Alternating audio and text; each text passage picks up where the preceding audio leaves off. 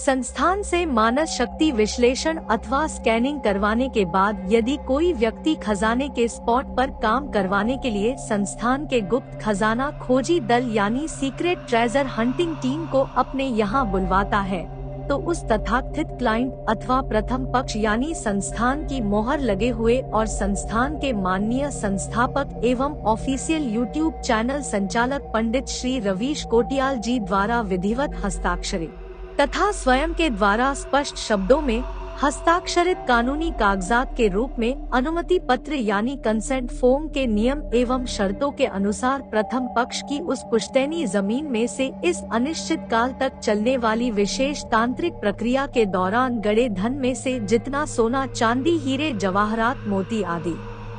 या जो कुछ भी धातु द्रव्य मुद्रा आदि निकलती है उसका 30% आवश्यक और अनिवार्य रूप से संस्थान को बतौर पारिश्रमिक के रूप में देना होगा।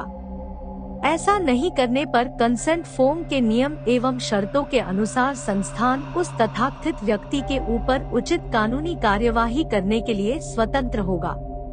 अनिश्चित काल के लिए इस विशेष तांत्रिक प्रक्रिया में संस्थान के गुप्त खजाना खोजी दल यानी सीक्रेट ट्रेजर हंटिंग टीम के पूज्य गुरुजनों अथवा सिद्ध साधक कार्यकर्ताओं के प्रथम पक्ष के निवास स्थान जहां गड़े धन का मानस शक्ति विश्लेषण यानी स्कैनिंग से स्पॉट बताया गया है वहां आने जाने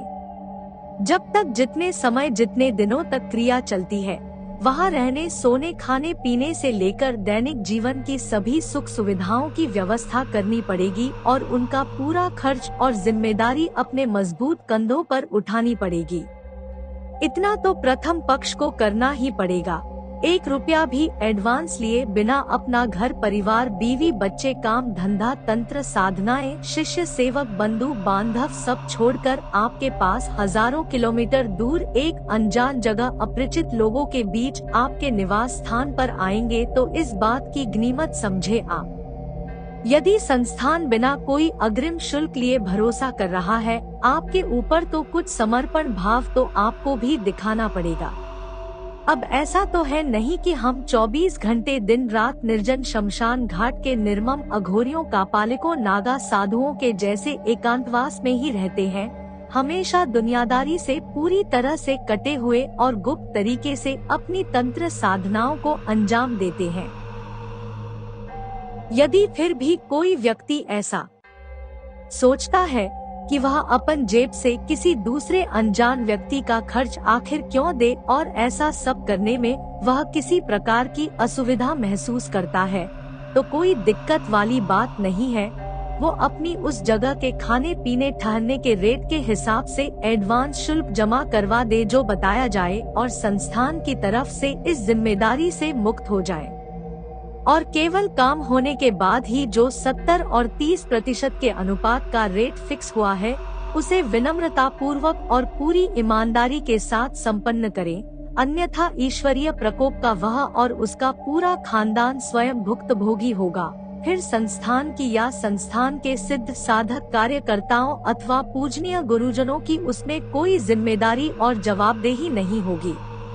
प्रथम पक्ष चाहे तो काम हो जाने के बाद वहीं खजाने के स्पॉट पर हैंड टू हैंड 30% का जो हिस्सा है वह या तो कैश में जमा कर दे या फिर किलो के हिसाब से खजाना खोजी दल की टीम को थमा दे, जैसा मर्जी वैसे करे। कोई किसी प्रकार की बाध्यता उसमें संस्थान ने नहीं रखी है।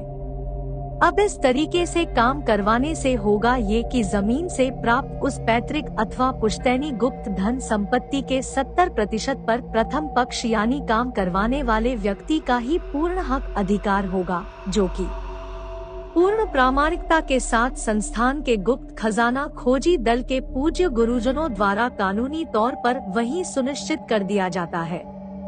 और ऐसा करने का सबसे बड़ा लाभ यह होता है कि आपको किसी तरह की अवैध खनन या साउथ की KGF फिल्म के खूंखार गुंडे बदमाश गोल्ड माफिया तस्कर जैसी बड़ी विपत्तियों का सामना करने के कारण बार बार पुलिस थाने या कोर्ट कचहरी के चक्कर नहीं लगाने होते हैं। तो समझे आप, यह सबसे बड़ा अंतर होता है एक नामी ग्रामी प्रतिष्ठित संस्था से काम करवाने में और किसी गली मोहल्ले के थैलाछाप बाबा तांत्रिक से काम करवाने में। कंसेंट फॉर्म यदि भरा है दोनों पार्टियों ने तो फिर किसी प्रकार की ठगी या फ्रॉड की कोई गुंजाइश शेष नहीं रह जाती। और दूसरी सबसे महत्वपूर्ण बात, अक्सर ऐसा देखने में आता है कि व्यक्ति येन केन प्रकारेण गड़ा धन खजाना बाबाओं तांत्रिकों से निकलवा तो लेते हैं, लेकिन जमीन से बाहर निकाले जाने के कुछ समय बाद ही वह आश्चर्यजनक रूप से पीतल, तांबे अथवा अन्य किसी मिश्र धातु में परिवर्तित हो जाता है, जिसके बाद उसकी कीमत उतनी शेष नहीं रह जाती जितनी वास्तविकता में जब निकलवाया गया था तब थी। और ऐसे धन को ही माया कहा जाता है, जो कि सामने वाले व्यक्ति को दृष्टि भ्रम दिखाता है और आदमी उसे वास्तविक स्वर्ण समझने में चूक कर जाता है। पीतल को दोबारा स्वर्ण में भी परिवर्तित करना संभव है, ऐसा नहीं है कि नहीं हो सकता है 100% हो सकता है, लेकिन वह एक जटिल प्रक्रिया है जो आजकल के हर किसी सामान्य गुनिया भगत पंडित तांत्रिक को मालूम नहीं होती है।